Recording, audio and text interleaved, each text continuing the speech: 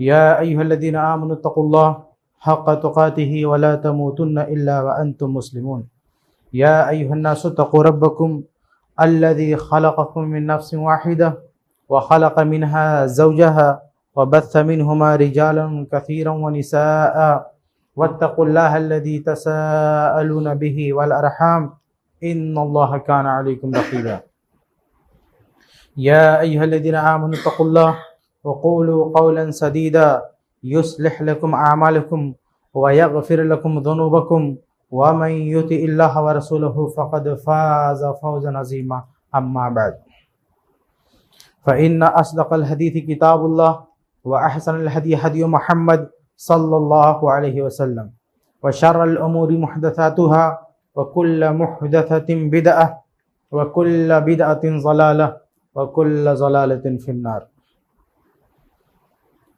मोहतरम हाज़रीन सामीन, आज जिस मौजू पर कुछ बातें आपके सामने रखनी है वह है अक़ीदे तौहीद का इंसानी ज़िंदगी पर असर, यानी इंसानी ज़िंदगी पर तौहीद के अक़ीदे तौहीद के असरात।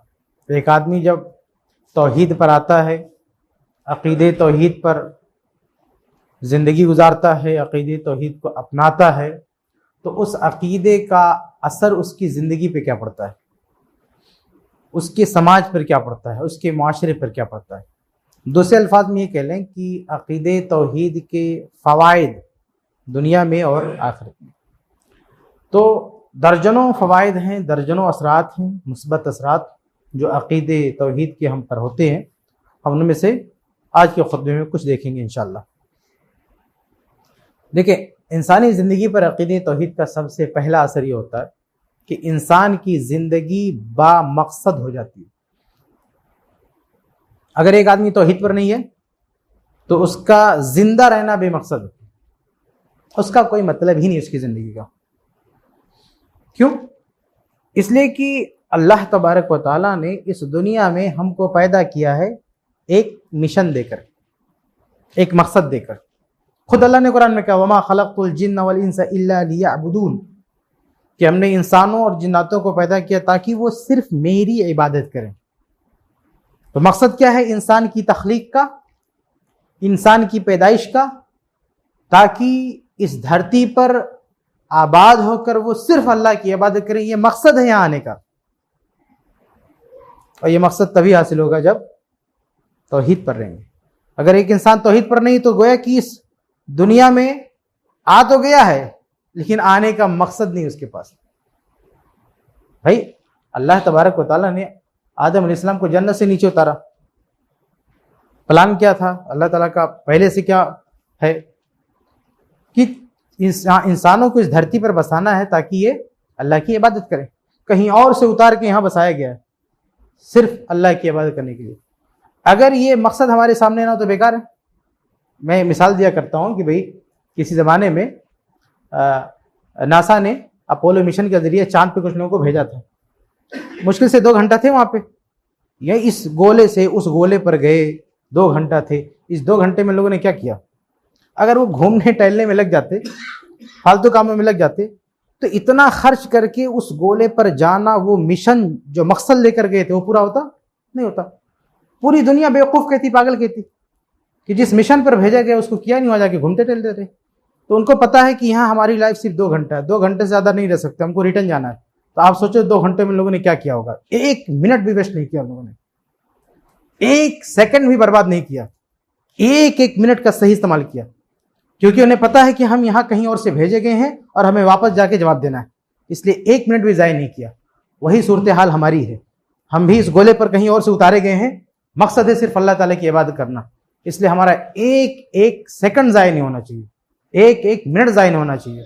इसलिए सही बुखारी की हदीस अल्लाह के रसूल सल्लल्लाहु अलैहि वसल्लम फरमाते हैं, कुन फिद दुनिया का अन्नका गरीब औ आबिरु सबील, कि दुनिया में ऐसे ज़िंदगी गुजारो जैसे तुम मुसाफिर हो या रास्ता पार करने वाले हो। रास्ते में आदमी कोई बैठता है, रास्ता से गुजर जाता है, तो ऐसे इस दुनिया से तुम्हें गुजर जाना है, यहाँ रहना नहीं। कहने का मकसद ये कि इस दुनिया में हम आए हैं एक मिशन पर। मिशन क्या है? लियअबुदून, ताकि सिर्फ अल्लाह ताला की बात करें। अब अगर तौहीद नहीं है, अल्लाह के अलावा किसी और को पूज रहे हैं, किसी और को पुकार रहे हैं, किसी और से मदद मांग रहे हैं, तो हमारी जिंदगी का मकसद ही क्या रह गया? तो हमारी जिंदगी पर अकीदे तौहीद का पहला असर क्या है कि हमारी जिंदगी बामकसद हो जाती है। जिस मिशन पर हमें यहां उतारा गया है उस मिशन पर हम लग जाते हैं, अगर हमारे पास तौहीद है तो। और अगर तौहीद नहीं है तो हम अपने मिशन से भटक गए, हमारा यहां आना बेमकसद हो गया। ये पहला फायदा है अकीदे तौहीद का, हमारी जिंदगी पर पहला उसका असर है। आगे बढ़ते हैं। अकीदे तौहीद का हमारी जिंदगी पर दूसरा असर क्या है? दूसरा असर यह है कि अगर हमारे पास तौहीद है तो इस जिंदगी में आने के बाद हम जो कुछ भी मेहनत कर रहे हैं, कमा रहे हैं, खा रहे हैं, लोगों को खिला रहे हैं, रोजा नमाज कर रहे हैं, इन सब की कोई वैल्यू है? ये सब फायदेमंद है, इन सब का अज्र मिलने वाला है। लेकिन अगर हमारे पास तौहीद नहीं है तो हमारी पूरी जिंदगी की मेहनत बेकार है। हत्ता कि जो इबादत हमने की वो भी बेकार है। यानी हमें यहां अल्लाह ताला की इबादत के लिए उतारा गया। अगर हमने इबादतें की भी, अल्लाह की भी इबादत की, लेकिन साथ में तौहीद नहीं रहा, शिर्क भी मिल गया, तो शिर्क ऐसा वायरस है जो हमारी सारी इबादतों को खत्म कर देगा। तो हमारी जिंदगी पर दूसरा असर तौहीद का यह होता है कि हमारी जिंदगी की मेहनत सिक्योर हो जाती है, हमारी इबादत सिक्योर हो जाती है। हमारी इबादत को कोई उचक नहीं सकता है, हमारी मेहनतों पर कोई पानी नहीं फेर सकता। ये अकीदे तौहीद का दूसरा असर होता है हमारी इंसानी जिंदगी पर।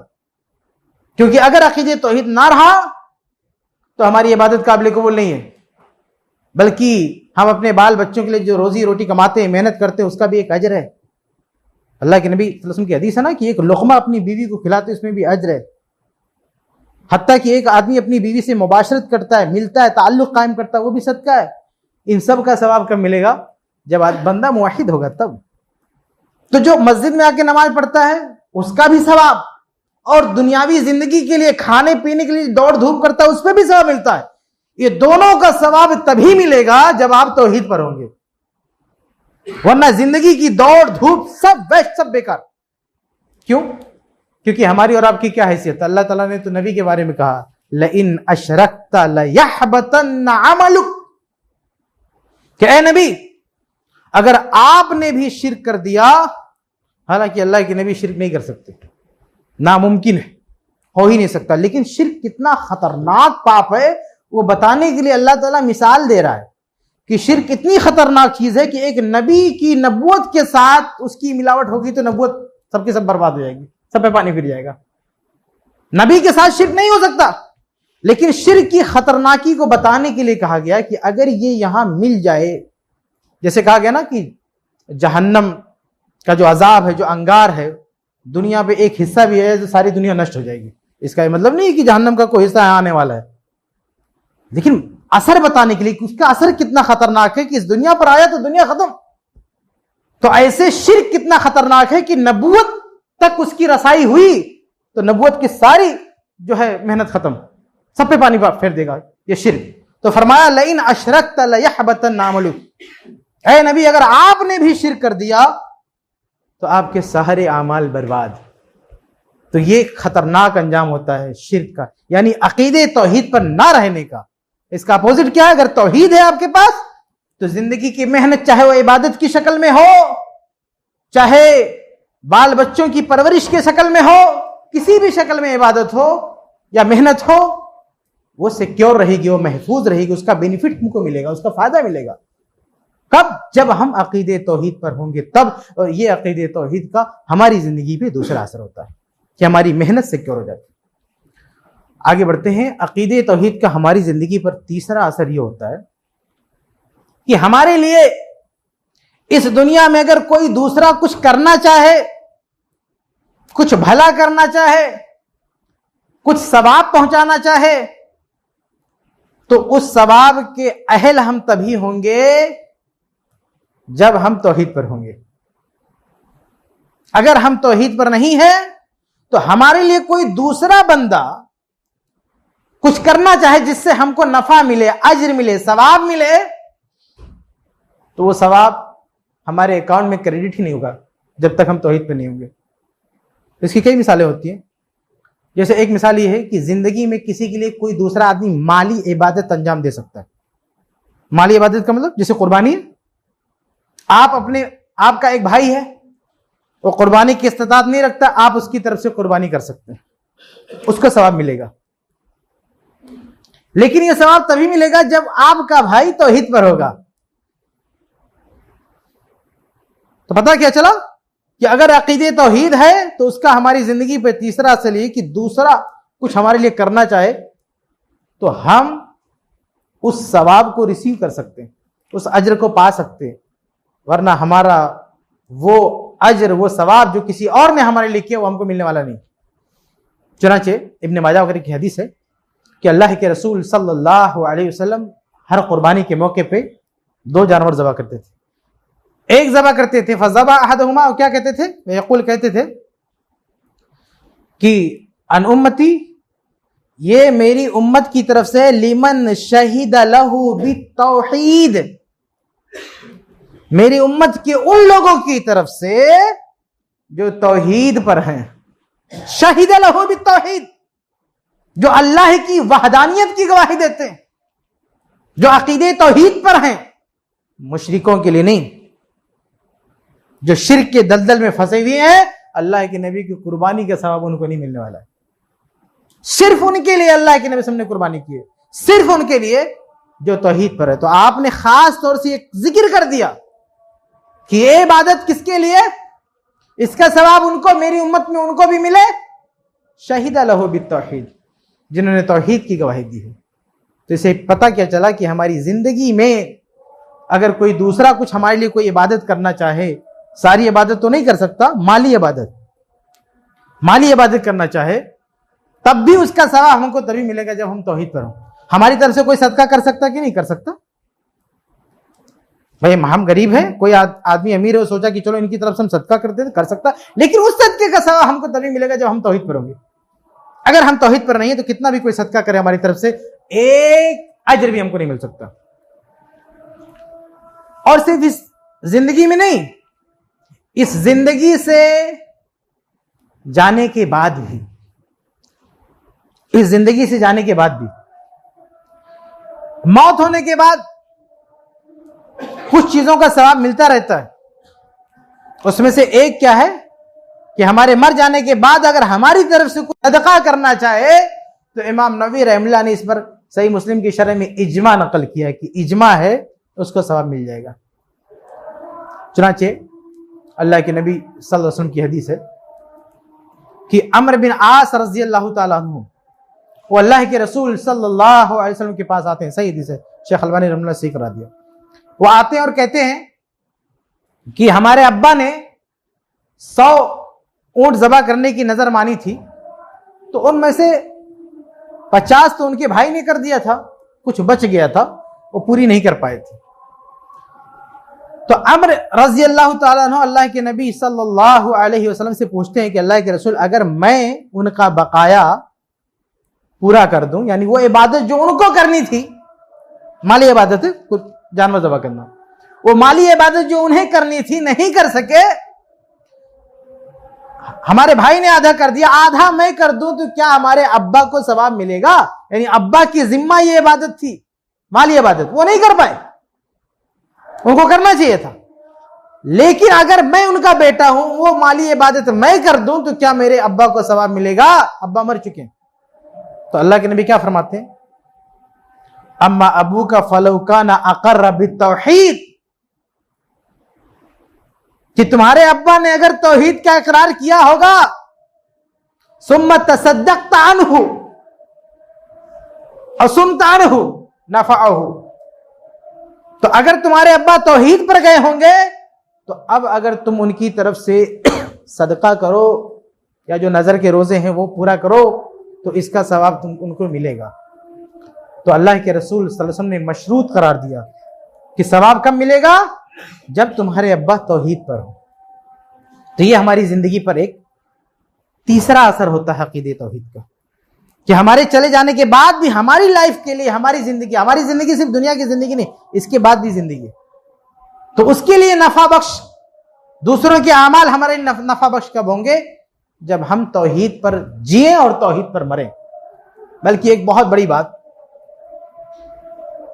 कि क़यामत के दिन अल्लाह के रसूल सल्लल्लाहु अलैहि वसल्लम मुसलमानों के लिए शिफाअत करेंगे, सिफारिश करेंगे। यानी जो गुनहगार होंगे और जहन्नम के दहाने पर खड़े होंगे, उन्होंने नेकियां भी की होंगी लेकिन गुनाह भारी पड़ गए और जहन्नम के दहाने पर खड़े हैं कुछ गुनाहों की वजह से, अल्लाह के रसूल सल्लल्लाहु अलैहि वसल्लम की शिफाअत की वजह से वो बच जाएंगे। अल्लाह के नबी सिफारिश करेंगे अल्लाह ताला से कि अल्लाह इन्हें बचा ले, वो बच जाएंगे। लेकिन ये सिफारिश किसके लिए होगी? उनके लिए जो तौहीद पर होंगे। सही बुखारी की हदीस है, अबू हुरैरा रज़ी अल्लाह ताला अन्हु कहते हैं कि अल्लाह के नबी, मन अहक्कुन नासी बिशिफाअतिका या रसूलल्लाह, ऐ अल्लाह के रसूल आपकी जो शिफाअत की बात है कि आप सिफारिश करेंगे, तो आपकी इस सिफारिश का हकदार कौन होगा? अल्लाह के नबी सल्लल्लाहु अलैहि वसल्लम इस सवाल से बहुत खुश हुए। क्या अबू हुरैरा, मुझे पता था कितना प्यारा सवाल तुम्हारे अलावा दूसरा कोई कर ही नहीं सकता। लिहिर्सिका अलल हदीस, क्योंकि तुम हदीस के बहुत ज्यादा हरीस हो, बहुत ज्यादा शौकीन हो। यहां पर मौजू से रुक कर एक बात क्लियर करूं, कुछ बदनसीब लोग कहते हैं कि अबू हुरैरा फकीह नहीं थे, जबकि अल्लाह के नबी क्या कहते हैं, गवाही देते हैं कि इतना प्यारा सवाल, इतनी प्यारी फिक्र, इतनी प्यारी समझ तुम्हारे अलावा किसी को आ ही नहीं सकती। और वजह क्या बताई? लिहिर्सिका अलल हदीस, क्योंकि तुम हदीस के बड़े शौकीन हो। पता क्या चला कि जो बंदा हदीस का सबसे ज्यादा शौकीन हो उसकी फिक्र भी सबसे आला होती है। मुहद्दिसीन में सबसे बड़ा नाम किसका है? इमाम बुखारी रहमुल्लाह का है, सबसे बड़े मुहद्दिस, सुल्तानुल मुहद्दिसीन, जबलुल हिफ्ज।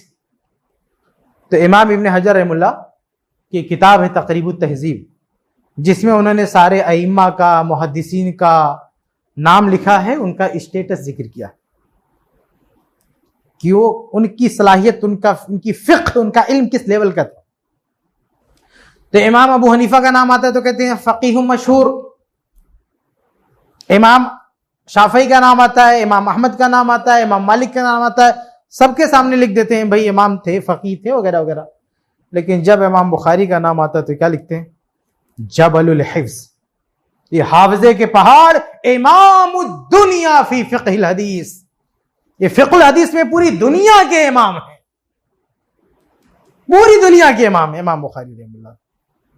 ये फिक़्ह में पूरी दुनिया की इमामत कैसे मिली? क्योंकि हदीस की मालूमात सबसे ज्यादा है।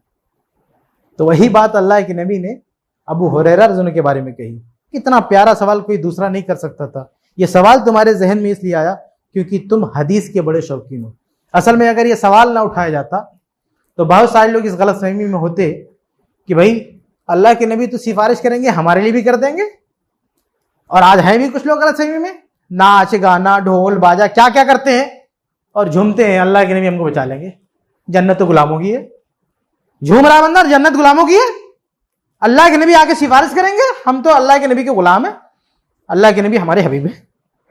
तो अबू हुरैरा रज़ी अल्लाह ताला ने इन लोगों की गलत फहमी को दूर करने के लिए सवाल उठाया कि आप शिफात तो करेंगे लेकिन किसके लिए? सबके लिए। जो भी आपका नाम ले ले, जो भी अपने आप को मुसलमान कह दे, सबके लिए आप सिफारिश करेंगे। तो अल्लाह के नबी ने जवाब देने से पहले सवाल की तारीफ की कि कितना प्यारा सवाल कर दिया तुमने, कितने लोगों की गलतफहमी को दूर कर दिया। फिर जवाब दिया, कहा कि अहकुना से बिशिफाअती यौमल क़ियामा मन माता ला युशरिकु बिल्लाहि शैया, कि क़यामत के दिन मेरी शिफाअत का हक वही रखेगा, यानी मैं उसी के लिए शिफाअत करूंगा जो इस हाल में मरा हो कि शिर्क ना कर रहा हो, यानी तौहीद पर उसकी मौत हुई हो। अगर तौहीद पर मौत नहीं हुई है, अल्लाह के नबी की शिफाअत उस बदनसीब को कभी नहीं मिल सकती। हाँ, कितना भी झूमे, नाक पड़े, कुछ भी करे, लेकिन शिर्क पर मरा है तो अल्लाह के नबी शिफाअत तो दूर की बात है, हौज़े कौसर से खदेड़ देंगे उसको, और शिफाअत में उसको कुछ नहीं मिलने वाला। तो ये तीसरा बहुत बड़ा असर है अकीदे तौहीद का, कि हमारी जिंदगी चाहे दुनिया की हो चाहे आखिरत की हो, हमारे लिए अगर कोई सवाब वाली बात कोई करता है, चाहे जिंदगी में माली इबादत करे, मरने के बाद कोई माली इबादत करे, मरने के बाद नबी हमारे लिए शिफाअत करें, सलाह करें, शोहदा करें, इन सब का फायदा हमें तभी मिलेगा जब हम तौहीद पर जिए और तौहीद पर मरे। ये अकीदे तौहीद का हमारी जिंदगी पे तीसरा असर। आगे बढ़ते हैं। अकीदे तौहीद का हमारी जिंदगी पर चौथा असर यह है कि हमारी जिंदगी पुरमुशक्कत इबादत से बच जाती है। इबादत बड़ी आसान है, दीन पर अमल करना बहुत मुश्किल नहीं है। सबसे बड़ा काम अगर देखें इबादत में तो नमाज ही है, लेकिन नमाज 50 वक्त की थी और कम करके 5 पर लाई गई, इसलिए ताकि ये मुश्किल ना होने पाए, आसान रहे। और इस 5 में भी कितनी गुंजाइश है। आप खड़े होकर नहीं पढ़ सकते, बैठ जाओ, बैठ के नहीं पढ़ सकते, लेट जाओ, लेट के नहीं पढ़ सकते तो इशारे से पढ़ो। एक कभी कभी कहीं दूर जाना है, सफर पे कोई मसला है, 2 नमाज को एक साथ पढ़ लो। सफर में वो 4 की जगह 2 ही पढ़ लो। सो गए कोई बात नहीं, जब नींद खुले तब पढ़ लो। भूल गए कोई मसला नहीं, याद आए तो पढ़ लो। पानी नहीं है कोई मसला नहीं, तयम्मुम कर लो। पानी भी नहीं है, मिट्टी भी नहीं, वैसे पढ़ लो। बहुत आसानी, बहुत आसानी। यानी आदमी के पास कोई एक्सक्यूज रह ही नहीं जाता है कि मैं नमाज नहीं पढ़ सकता। तो ये दीन कितना आसान है। ये जो सबसे बड़ी इबादत है ना, तौहीद के बाद पहले नंबर की इबादत कौन है? नमाज। उसमें कितनी ढील है, कितनी रियायत है, कितनी आसानी है। इसके अलावा आप देखें ज़कात है, माली निजाम, और जितना भी इस्लाम का जो रियल निजाम है उसमें कहीं आपको सख्ती नजर नहीं आएगी, वो पुरानी कौमों की तरह से। ये तौहीद की बरकत से होगा। अगर आप तौहीद से हटेंगे तो दीन बड़ा सख्त हो जाएगा। हर महीने कोई ना कोई त्योहार है, आओ चंदा दो, है, कभी ताजिया बनाना है, कभी उर्स बनाना है, कभी ये करना। हर महीने में 2-2 बार कोई ना कोई खुराफात आदमी। और इबादत भी कैसे करना है? वो एक वजह से 40 साल एक पांव पे खड़े होकर नमाज पढ़ना है। आपको किसी कुएं में पांव उल्टा ला, किसी पेड़ पे पांव लटका के मुंह नीचे लटक के इबादत करना है। ये सारी खुराफात कब आती है? जब आदमी तौहीद से हटता है। अजीब व गरीब, मैं सूरज में खड़ा रहूंगा धूप में, क्या नजर माना हमने? तो इतनी मुशक्कत, इतना अजीरन बनाया। होलिया कैसा भाई? होलिया कोई मासूम बच्चे को सामने खड़ा हो तो चीख मार के भाग जाए। भूत है? इंसान है? कौन है? ऐसा लिबास, ऐसा होलिया इन लोगों का कि जादूगर भी शर्मा जाए। न खाने की तमीज, न पहनने की तमीज, न उठने बैठने की तमीज, न इबादत करने की तमीज। ऐसा लग रहा है इंसान नहीं किसी और दुनिया से आया है। तो इस दुनिया का आदमी लगता ही नहीं ऐसा होलिया बना लेता, ऐसा कि जंगल से आया कोई। ये सब कुछ, ये सारी मुसीबतें कब आती हैं? जब आदमी तौहीद से हटता है। पूरी जिंदगी उसकी मुशक्कत बन जाती है, इबादतें बड़ी कठिन हो जाती है। या 5 वक्त की नमाज, ये भी मूसा अलैहिस्सलाम कह रहे थे कि और कम करा लो। तो आज का बंदा कहता नहीं 5 भी कम है, तो कभी सलातुल रगाइब बना रहा है, कभी जो है सलातुल हाजा बना रहा है, कभी सलाते गौसिया बना रहा है। इतनी एक से नमाज ला रहा है भाई। सलाते अवाबीन मगरिब बाद बना रहा है, एक से नमाज लाता जा रहा है, उसका पेट नहीं भर रहा। तो ये मुशक्कत, ये बोझ इबादतों का लद जाएगा अगर तौहीद पर नहीं रहोगे। तो तौहीद पे रहोगे, जिंदगी बड़ी आसान है। अहले तौहीद के लिए देखिए कोई खर्चा है भाई? आदमी मस्जिद, अहले तौहीद की मस्जिद में आता है, बहुत कहा जाएगा चलो मस्जिद की तामीर और तरक्की के लिए कुछ आप ताउन कर दो। बाकी किसी उर्स के लिए कोई चंदा मांगता है? किसी मिलाद के लिए कोई चंदा मांगता है? दुआ तावीज के नाम पे कोई ठगता है? कहीं कोई खर्चा है? कोई मशक्कत है? कितनी बड़ी नेमत है कि अल्लाह ताला ने अहले तौहीद को बिदआत और शिरकियात के नाम पर खर्चों से बचा के रखा है। उनकी जेब महफूज है, उनका माल महफूज है, उनकी इज्जत महफूज है, उनका हुलिया महफूज है। वरना तौहीद से हटे तो न देखने लायक, न उठने बैठने लायक, न इबादत करने लायक, न रिश्ता करने के लायक, किसी लायक नहीं बचेगा वो। तो ये तौहीद की बरकत है। इंसानी जिंदगी पर यह तौहीद का चौथा असर होता है कि उसकी जिंदगी पुरमुशक्कत इबादत से बच जाती है। सिर्फ अल्लाह से मांगना, उसको कोई टेंशन ही नहीं। और जो आदमी के पास तौहीद नहीं है, वो एक एक को पकड़ के पूछता है हमारी ये प्रॉब्लम है, कौन बाबा सॉल्व करेंगे? बताओ, नंबर बताओ, एड्रेस बताओ। वहां जाके सजदे करेगा, वहां सजदे करेगा, वहां माथा टेकेगा, वहां जाके सर धुनेगा। अल्लामा इकबाल ने कहा था ना, वो एक सजदा जिसे तू गिरा समझता है, 1000 सजदों से देता है आदमी को निजात। सिर्फ एक सजदा अल्लाह का, आदमी ठान ले सिर्फ अल्लाह को सजदा करेगा, हजारों सजदों से बच जाएगा। लेकिन अगर एक सजदा भारी पड़ा अल्लाह का तो दर दर पे उसका सर झुकेगा, न जाने कितने सजदे करेगा, न जाने कितना परेशान होगा वो। तो ये बहुत बड़ी नेमत है तौहीद की, हमारी जिंदगी पर बहुत बड़ा मुस्बत असर है कि हमारी जिंदगी मशक्कत से बच जाती है। ये हमारी जिंदगी पर तौहीद का चौथा असर। आगे बढ़ते हैं। हमारी जिंदगी पर अकीदे तौहीद का पांचवा असर ये होता है कि हमारी जिंदगी, इंसानी मुआशरा गुनाहों से महफूज होता है। गुनाह की शरह कम होती है, गुनाहों से डरता है। क्यों? क्योंकि जब अकीदा तौहीद का है तो ला यग़फिरु ज़ुनूब इल्लल्लाह, ये अकीदा उसका होगा कि अल्लाह के अलावा कोई गुनाहों को माफ करने वाला नहीं है। तो जब ये अकीदा बैठेगा तौहीद वाला कि अल्लाह के अलावा कोई नहीं माफ कर सकता, तो डरेगा, अल्लाह से डरेगा ना। किसी का मर्डर करना होगा, चोरी करना होगा, डरेगा, अरे अल्लाह नहीं माफ करेगा तो क्या होगा। और आदमी तौहीद से हटा तो हर आदमी दुकान खोल के बैठा हो गुनाह माफ करवाने के लिए। क्या भैया तुमने कत्ल किया, मर्डर किया, क्या किया, आओ ये कुछ उठपटांग हरकत कर दो, सब माफ हो जाएगा।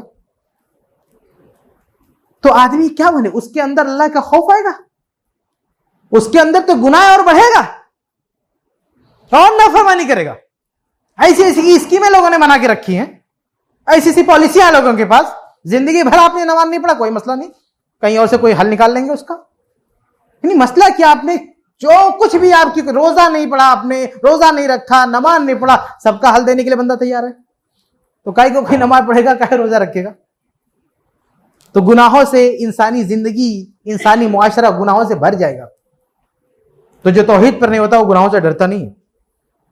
वो तो डायलॉग बोलता ना कि कुछ भी करो, तकरीर करते हैं, बोलते हैं कुछ भी करो, फलाने हमको बचा लेंगे, हमारा दामन पकड़ लेंगे, जहन्नम में नहीं आने देंगे।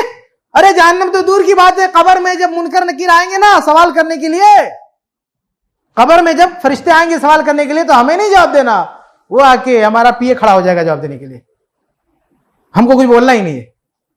इतना बड़ा जो है चूरन देके रखा। बताओ भाई, हम अहले तौहीद क्या कहते हैं, कब्र में 3 सवाल होगा, 4 नहीं 3 ही सवाल होगा, कभी और बताएंगे। जो चौथा का जो छोड़ के रखा ना चुटकुल्ला, 4 होंगे, 4 नहीं 3 ही होंगे। तो 3 जो सवाल होंगे, हम क्या कहते हैं, आपको खुद जवाब देना है, मुर्दे को खुद जवाब देना है। लेकिन भाई लोग क्या कहते हैं, नहीं आप आराम से सो, दूसरा बंदा एक जाएगा, अब आपका असिस्टेंट वो जवाब दे देगा। तो क्या है को डर, क्या है को खौफ, भाई किस चीज का डर है। ना कब्र में कोई टेंशन है, ना महशर में कोई टेंशन है, और जन्नत जहन्नम का बंटवारा हुआ तो सीधे चले जाओ, कोई हिसाब किताब नहीं है, ना अल्लाह की अदालत में खड़ा होना है। तो क्या डरेगा वो जो है गुनाह करने से, काय को नमाज पढ़ेगा वो, क्यों इबादत करेगा, क्यों रोजे रखेगा वो, उसके लिए तो सब फ्री है।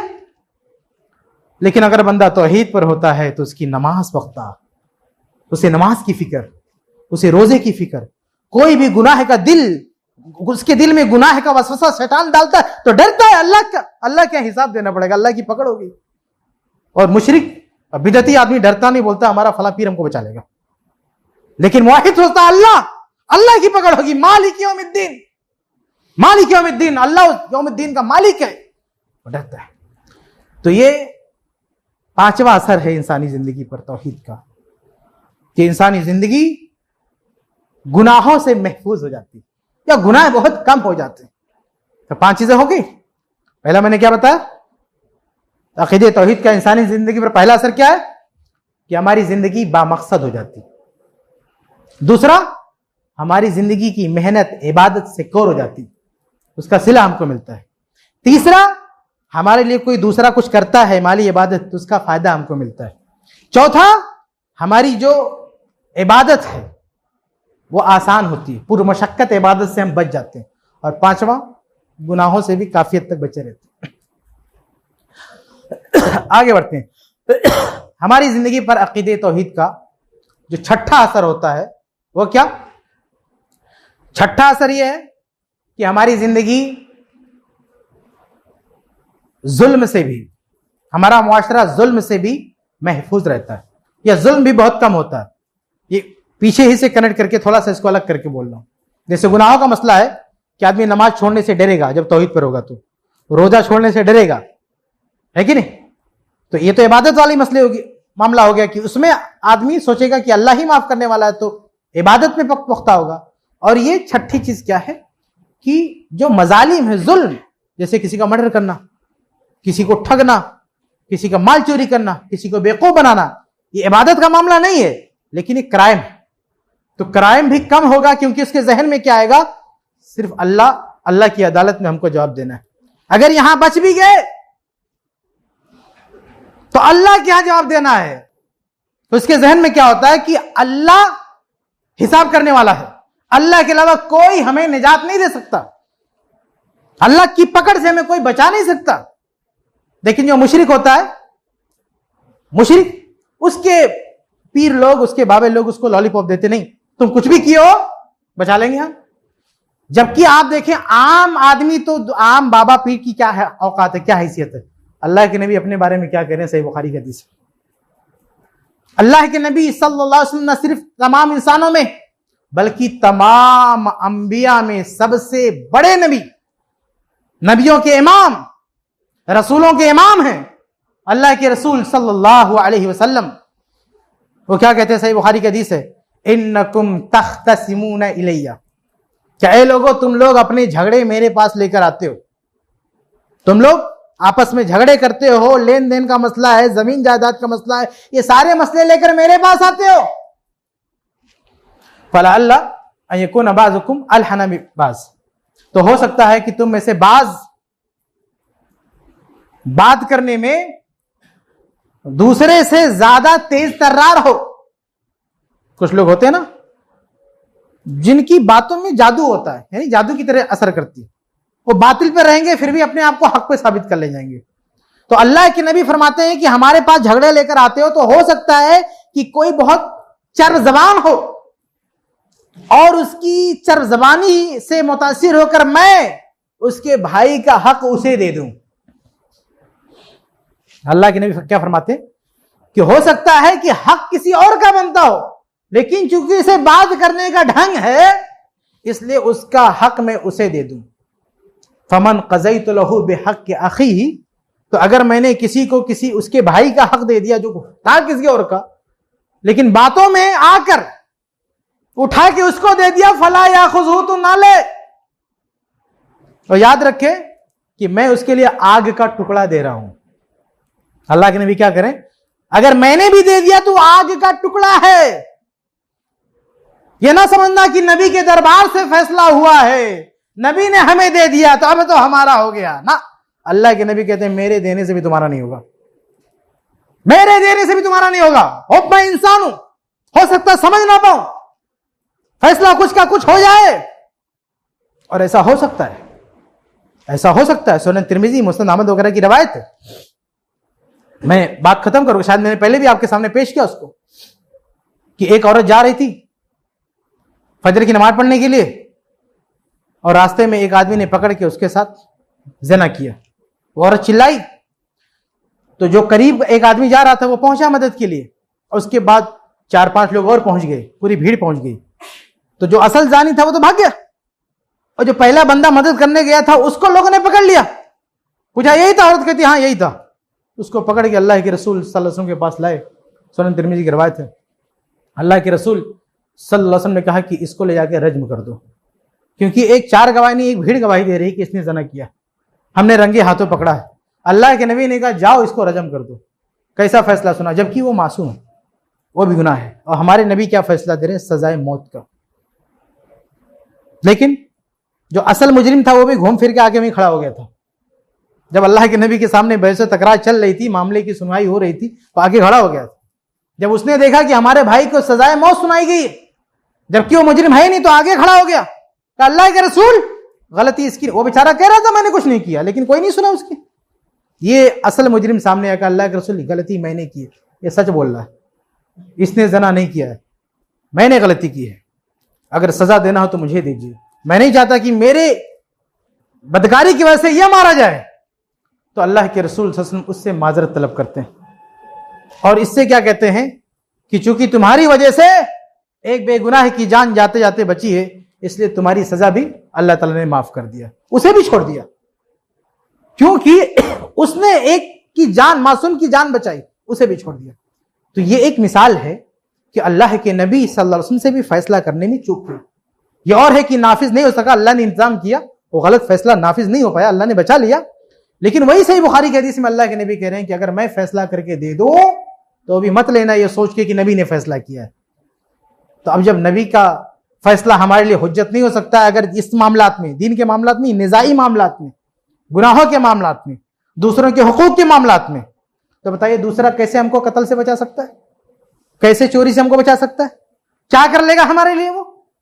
तो ये अकीदे तौहीद हमको ये सिखाता है कि अल्लाह के यहां हिसाब देना पड़ेगा एक एक चीज का। और जब आदमी के अंदर ये अकीदा होता है तो किसी का कत्ल करने से डरता है, किसी की चोरी करने से डरता है, किसी को तकलीफ देने से डरता है। लेकिन जब ये सी चीजें नहीं होती हैं इंसान के अंदर, शिर्क होता है, तब ना उसे कत्ल से डर लगता है, न चोरी करने से डर लगता है, न बेईमानी से डर लगता है। तो ये चंद चीजें थी इस मौजू के तहत कि अकीदे तौहीद का इंसानी जिंदगी पे असर क्या होता है। मैंने कुछ चीजें आपके सामने रखी हैं। अल्लाह से दुआ है कि अल्लाह ताला हम सबको अकीदे तौहीद अपनाने और उसके मुताबिक जिंदगी गुजारने की तौफीक दे। आमीन या रब्बल आलमीन।